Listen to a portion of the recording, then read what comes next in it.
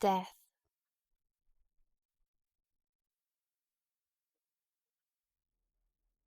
The stairway leading up to Dr. Reefy's office, in the Hefner block above the Paris dry goods store, was but dimly lighted. At the head of the stairway hung a lamp with a dirty chimney that was fastened by a bracket to the wall. The lamp had a tin reflector, brown with rust and covered with dust. The people who went up the stairway followed with their feet the feet of many who had gone before. The soft boards of the stairs had yielded under the pressure of feet, and deep hollows marked the way. At the top of the stairway, a turn to the right brought you to the doctor's door. To the left was a dark hallway filled with rubbish. Old chairs, carpenters' horses, step-ladders and empty boxes lay in the darkness waiting for shins to be barked. The pile of rubbish belonged to the Paris Dry Goods Company. When a counter or a row of shelves in the store became useless, clerks carried it up the stairway and threw it on the pile. Dr. Reefy's office was as large as a barn. A stove with a round paunch sat in the middle of the room. Around its base was piled sawdust, held in place by heavy planks nailed to the floor. By the door stood a huge table that had once been a part of the furniture of Herrick's clothing store, and that had been used for displaying custom-made clothes. It was covered with books, bottles, and surgical instruments. Near the edge of the table lay 3 or 4 apples, left by John Spaniard, a tree nurseryman who was Dr. Reefy's friend, and who had slipped the apples out of his pocket as he came in at the door. At middle age, Dr. Reefy was tall and awkward. The grey beard he later wore had not yet appeared, but on the upper lip grew a brown moustache. He was not a graceful man, as when he grew older, and was much occupied with the problem of disposing of his hands and feet. On summer afternoons, when she had been married many years, and when her son George was a boy of 12 or 14, Elizabeth Willard sometimes went up the worn steps to Dr. Reefy's office. Already the woman's naturally tall figure had begun to droop and to drag itself listlessly about. Ostensibly, she went to see the doctor because of her health, but on the half-dozen occasions when she had been to see him, the outcome of the visits did not primarily concern her health. She and the doctor talked of that, but they talked most of her life, of their 2 lives, and of the ideas that had come to them as they lived their lives in Winesburg. In the big empty office, the man and the woman sat looking at each other, and they were a good deal alike. Their bodies were different, as were also the colour of their eyes, the length of their noses, and the circumstances of their existence. But something inside them meant the same thing, wanted the same release, would have left the same impression on the memory of an onlooker. Later, and when he grew older and married a young wife, the doctor often talked to her of the hours spent with the sick woman, and expressed a good many things he had been unable to express to Elizabeth. He was almost a poet in his old age, and his notion of what happened took a poetic turn. I had come to the time in my life when prayer became necessary, and so I invented gods and prayed to them, he said. I did not say my prayers in words, nor did I kneel down, but sat perfectly still in my chair. In the late afternoon, when it was hot and quiet on Main Street, or in the winter, when the days were gloomy, the gods came into the office, and I thought no one knew about them. Then I found that this woman Elizabeth knew, that she worshipped also the same gods. I have a notion that she came to the office because she thought the gods would be there, but she was happy to find herself not alone, just the same. It was an experience that cannot be explained, although I suppose it is always happening to men and women in all sorts of places.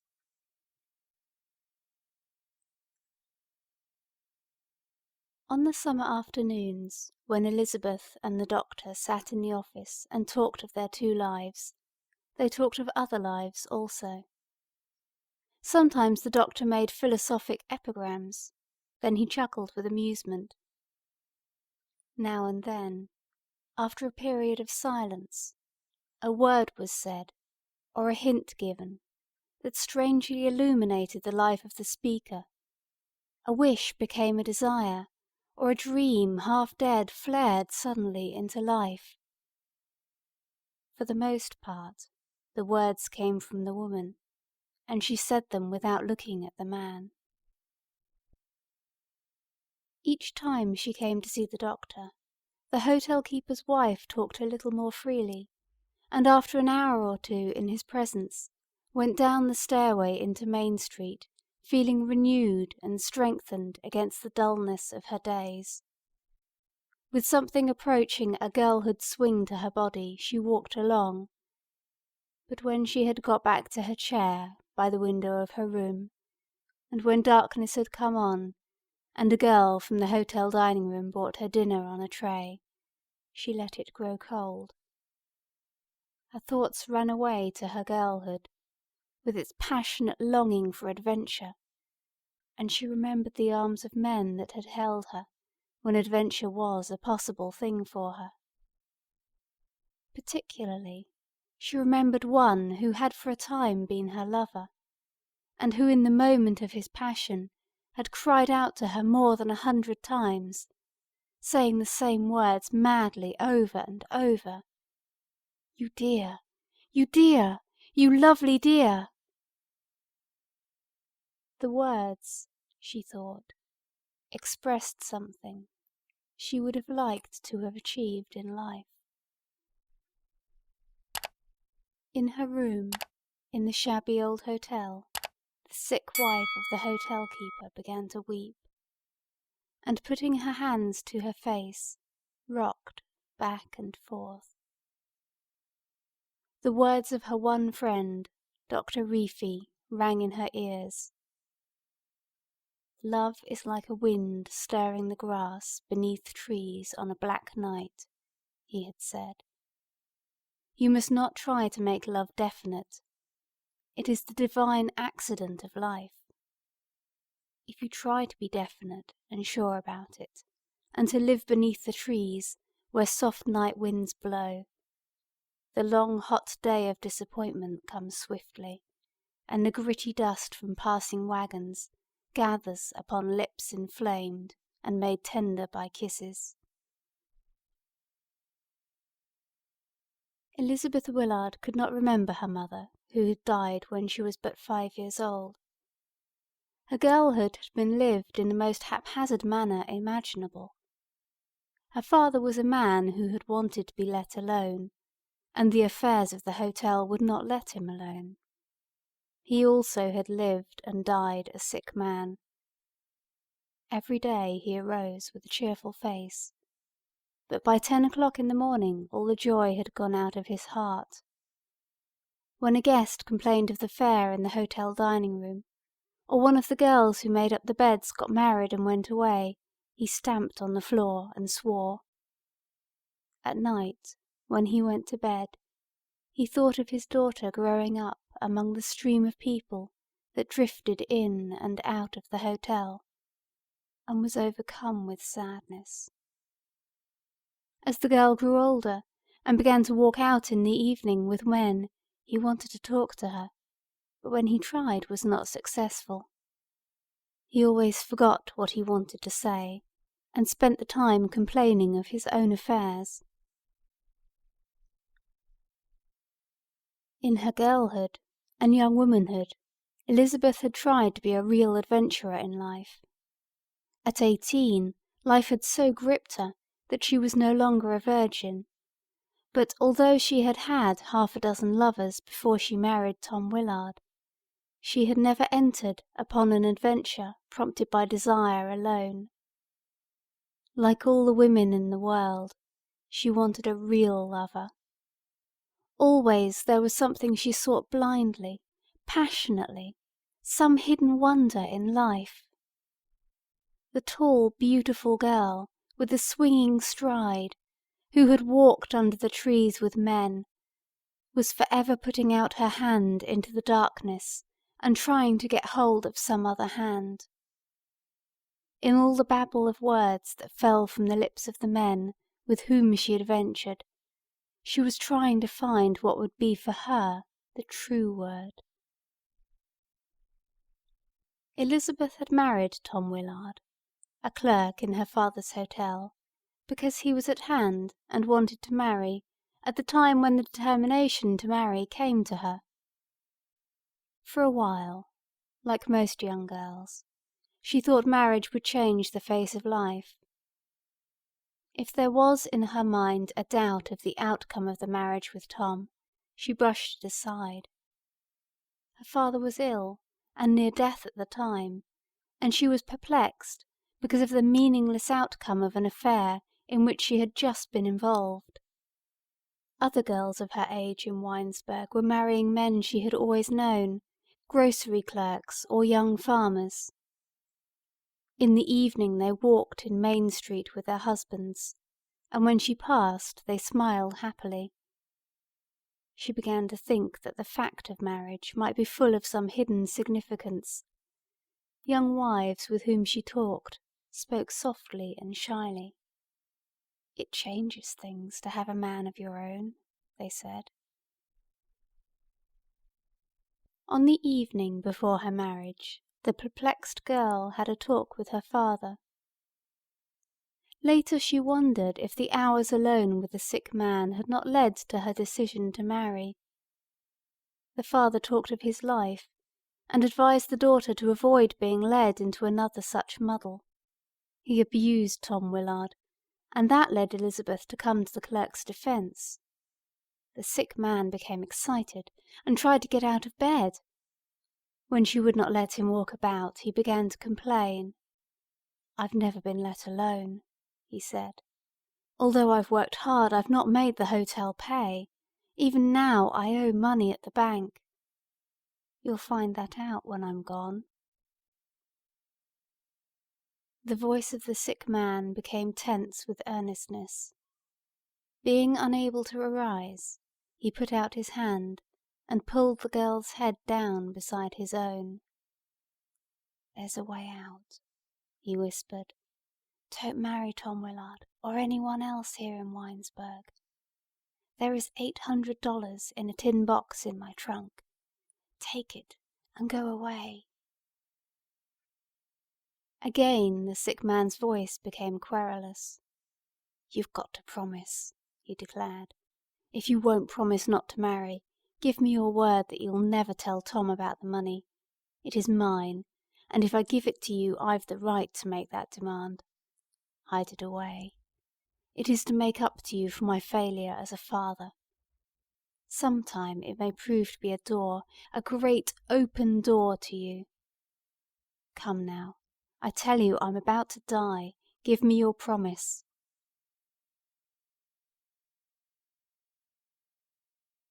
In Dr. Reefy's office, Elizabeth, a tired, gaunt old woman at 41, sat in a chair by the stove and looked at the floor. By a small desk near the window sat the doctor. His hands played with a lead pencil that lay on the desk. Elizabeth talked of her life as a married woman. She became impersonal and forgot her husband, only using him as a lay figure to give point to her tale. "And then I was married, and it did not turn out at all," she said bitterly. "As soon as I had gone into it I began to be afraid. Perhaps I knew too much before, and then perhaps I found out too much during my first night with him. I don't remember. What a fool I was. When father gave me the money and tried to talk me out of the thought of marriage, I would not listen. I thought of what the girls who were married had said of it, and I wanted marriage also. It wasn't Tom I wanted, it was marriage. When father went to sleep, I leaned out of the window and thought of the life I had led. I didn't want to be a bad woman. The town was full of stories about me. I even began to be afraid Tom would change his mind. The woman's voice began to quiver with excitement.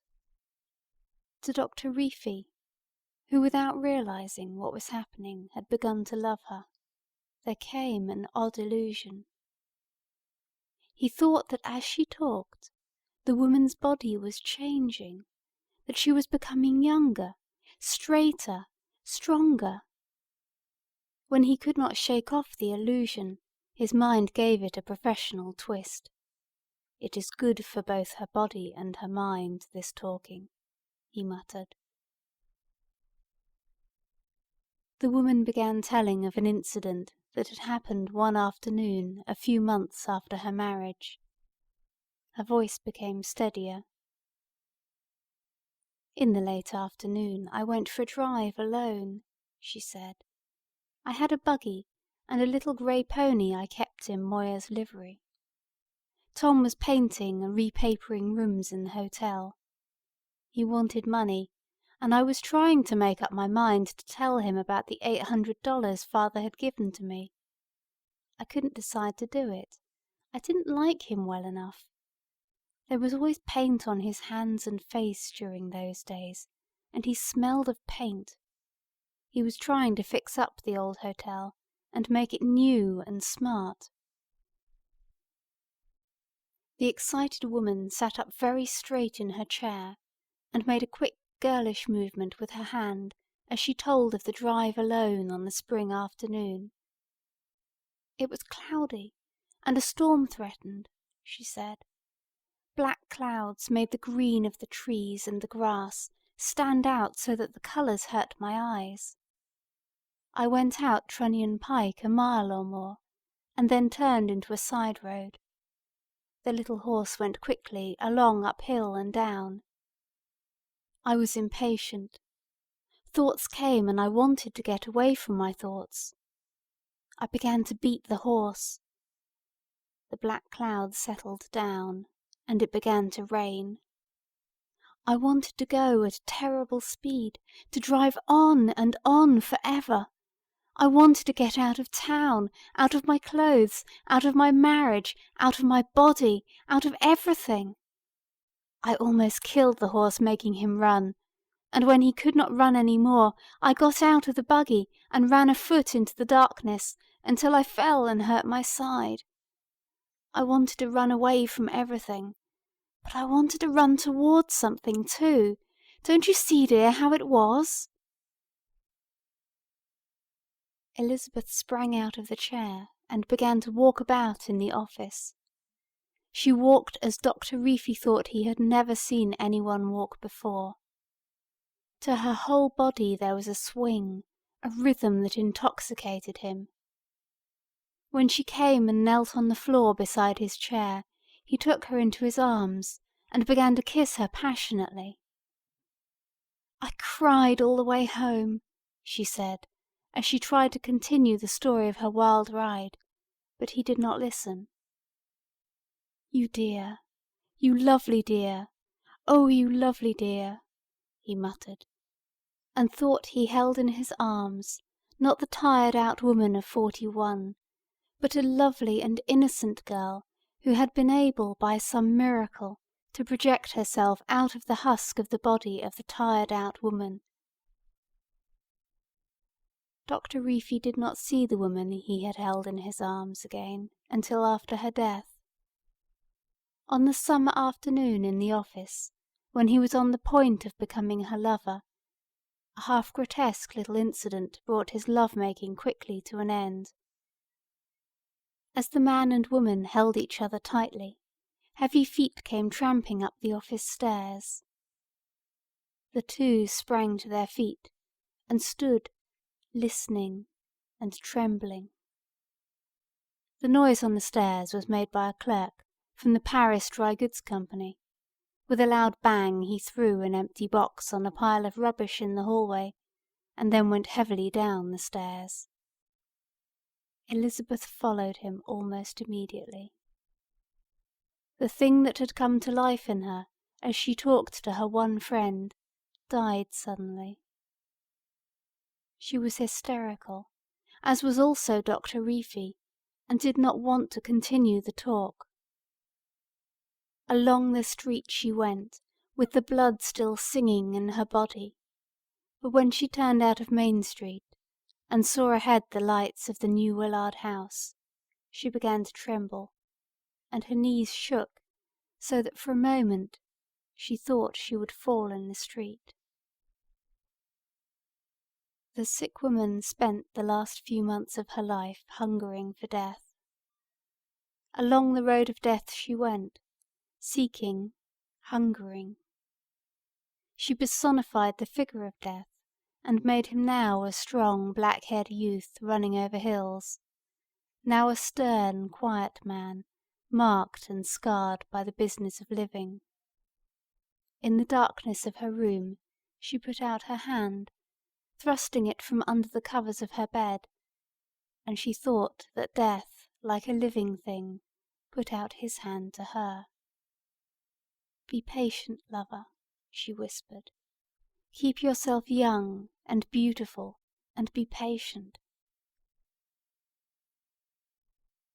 On the evening when disease laid its heavy hand upon her and defeated her plans for telling her son George of the $800 hidden away, she got out of bed and crept half across the room, pleading with death for another hour of life.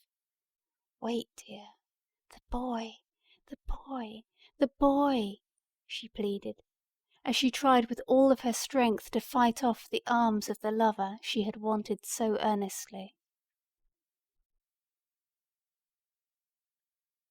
Elizabeth died one day in March, in the year when her son George became 18, and the young man had but little sense of the meaning of her death. Only time could give him that. For a month he had seen her lying white and still and speechless in her bed, and then one afternoon the doctor stopped him in the hallway and said a few words. The young man went into his own room and closed the door. He had a queer, empty feeling in the region of his stomach. For a moment he sat staring at the floor, and then jumping up went for a walk. Along the station platform he went, and around through residence streets, past the high school building, thinking almost entirely of his own affairs. The notion of death could not get hold of him, and he was in fact a little annoyed that his mother had died on that day. He had just received a note from Helen White, the daughter of the town banker, in answer to one from him. "Tonight I could have gone to see her, and now it will have to be put off," he thought, half angrily. Elizabeth died on a Friday afternoon at 3 o'clock.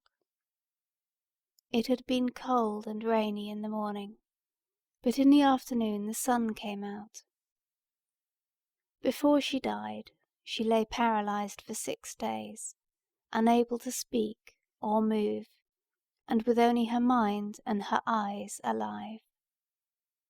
For 3 of the 6 days she struggled, thinking of her boy, trying to say some few words in regard to his future, and in her eyes there was an appeal so touching that all who saw it kept the memory of the dying woman in their minds for years.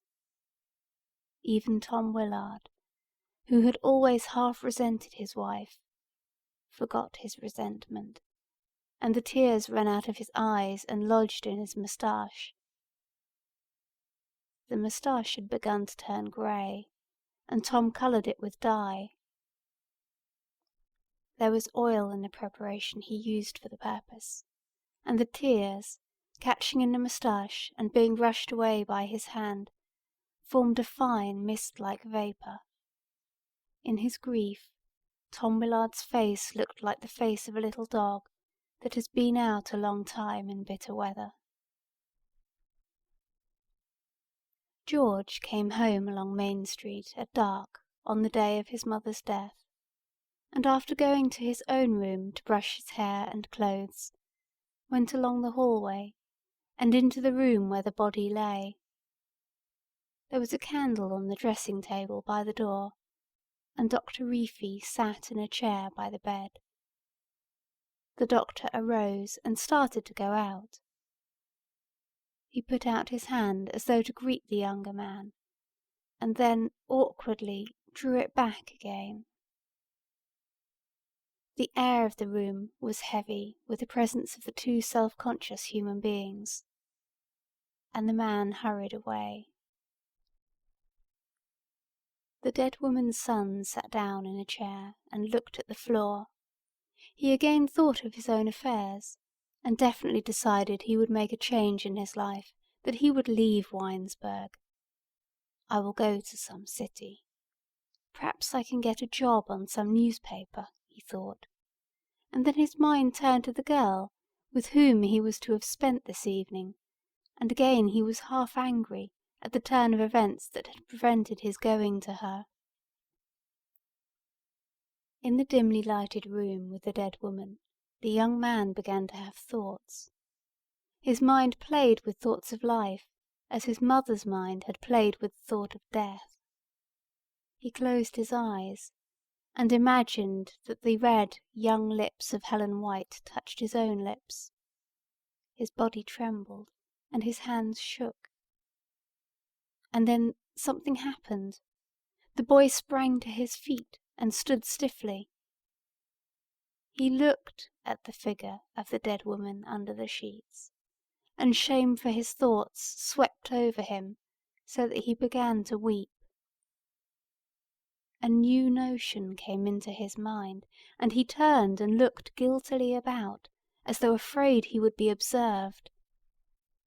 George Willard became possessed of a madness to lift the sheet from the body of his mother and look at her face.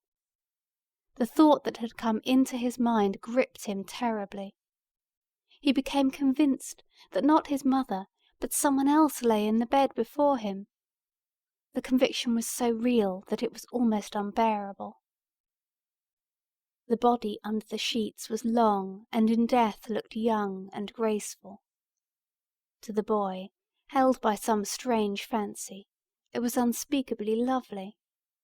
The feeling that the body before him was alive, that in another moment a lovely woman would spring out of the bed and confront him, became so overpowering that he could not bear the suspense. Again and again he put out his hand.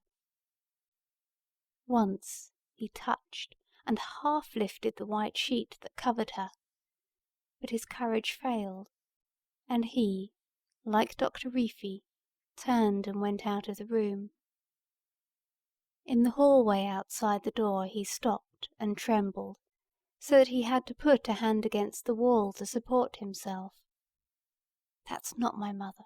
That's not my mother in there," he whispered to himself, and again his body shook with fright and uncertainty. When Aunt Elizabeth Swift, who had come to watch over the body, came out of an adjoining room, he put his hand into hers and began to sob, shaking his head from side to side, half blind with grief. "My mother is dead," he said.